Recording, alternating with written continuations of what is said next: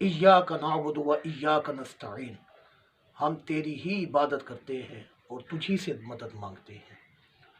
अल्लाह तबारक व तआला ने पहले इबादत करने के बारे में फ़रमाया और फिर अपनी हाजत को तलब करने के लिए मदद इरशाद फरमाई।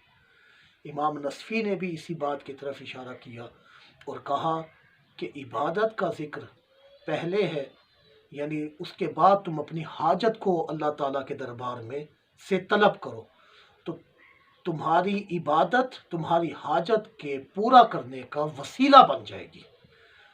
और यहीं से साबित हो गई ये बात भी कि कुल खानी के अंदर, तीजा के अंदर, चालीसवां के अंदर, बरसी के अंदर भी पहले हम इबादत करते हैं और उसके बाद हम उस मुर्दा के लिए इसाले सवाब करते हैं, और ये इसाले सवाब उस मुर्दा के लिए वसीला बन जाता है मगफिरत का, बख्शिश का। और इसी की तरफ रब्बे कायनात ने इरशाद फरमाकर हमें हुक्म इरशाद फरमाया या अय्युहल्लज़ीना आमनुब्तगू इलैहिल वसीला, कि ए ईमान वालो तुम अल्लाह की तरफ वसीला तलाश करो।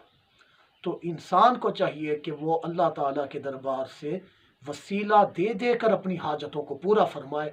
और एक और कुरान की आयत भी हमें इसकी तरफ रहनुमाई करती है।